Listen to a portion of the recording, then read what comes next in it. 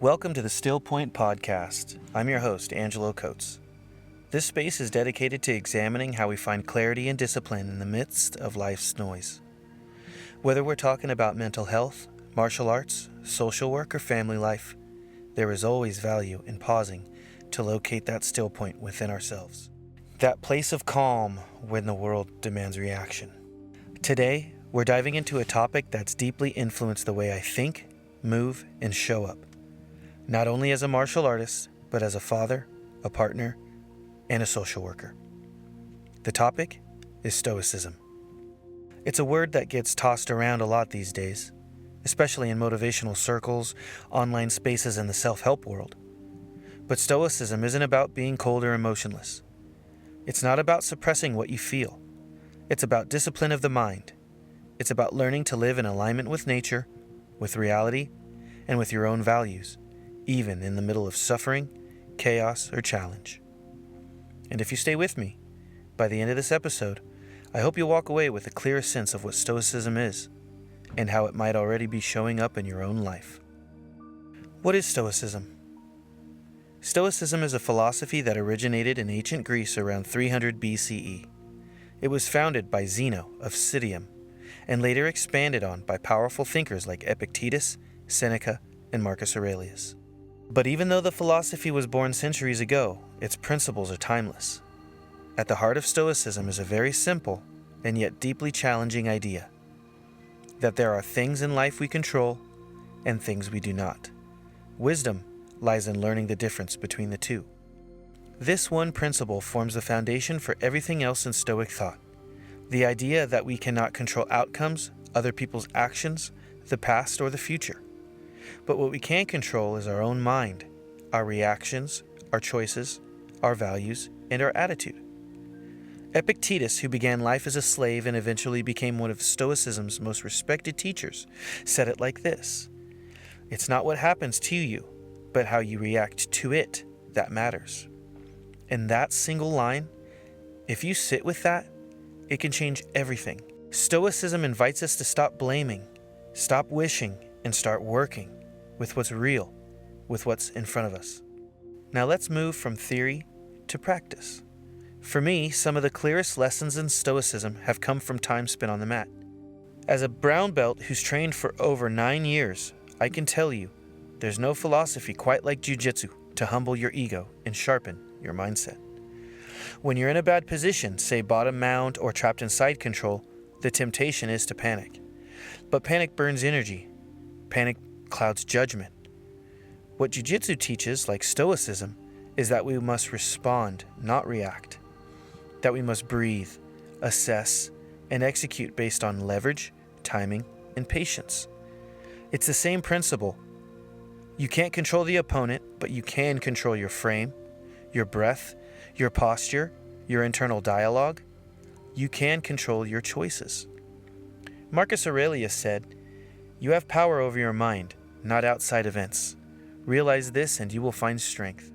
On the mat, that strength doesn't always come from size or aggression. It comes from composure, from understanding when to flow, when to resist, and when to yield. And I believe those same skills are what we need off the mat when life puts pressure on us. Now let's bring it into the home. As a father raising 2 boys, Stoicism has become one of the most valuable frameworks I have for parenting. And not in some abstract theoretical way, but in the daily moments. The missed homework, the tantrum, the disrespect, the stubbornness, all of it. I can't control my child's mood. I can't control every influence they're exposed to. But what I can do is model how to remain calm when things don't go their way. How to pause before reacting. How to stand in discipline even when emotions are loud. Seneca said, "We suffer more in imagination than in reality." As parents, we often project into the future, worrying, micromanaging, fearing the worst. But Stoicism pulls us back to the moment. It reminds us to meet our children where they are, not where we wish they were. And perhaps most importantly, Stoicism teaches me that my job isn't to create ease for my boys. It's to cultivate resilience, to build men who can stand in discomfort with dignity, who can keep their values intact even when life tests them. That starts with me. As a husband, Stoicism has helped me take responsibility, not just for my actions, but for the space I hold in my relationship. There are times when I'm tired, times when my wife is stressed, times when we misunderstand one another or when emotions are high. Stoicism doesn't promise to fix those moments, but it gives me a clear path through them. Rather than react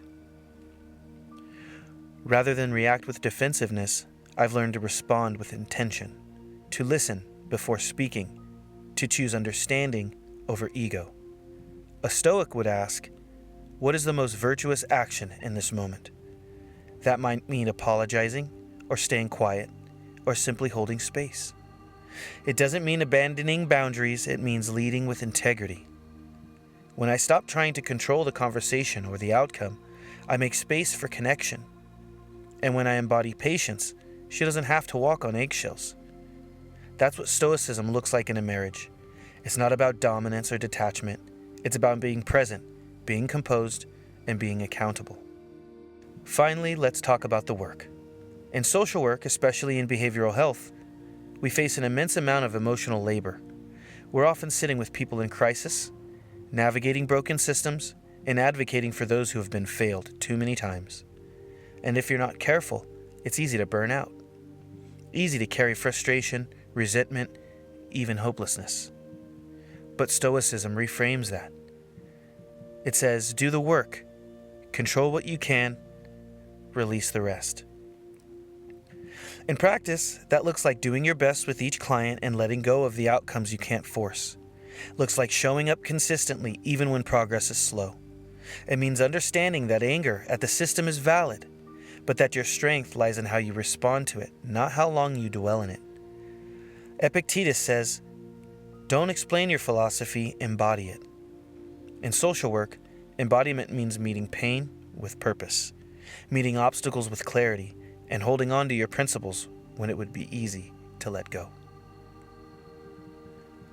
So whether you're on the mat, at home, or on the front lines of service, Stoicism isn't just an old philosophy, it's a way of living, a way of leading, a way of grounding yourself when the world asks too much. If you're just getting started, here's a simple exercise. At the end of each day, ask yourself, what did I control well today? Where did I lose myself to emotion? And how can I respond better tomorrow? That's how you build the habit. That's how you build the internal stillness that doesn't flinch at chaos. Because life will test you. And when it does, I hope you remember, your power is not in the noise, it's in the still point. If this episode spoke to you, share it. Not for the sake of reach, but for the sake of resonance. Someone you know might need these words right now. And until next time, stay calm, stay grounded, and keep showing up. 1, 2, 3.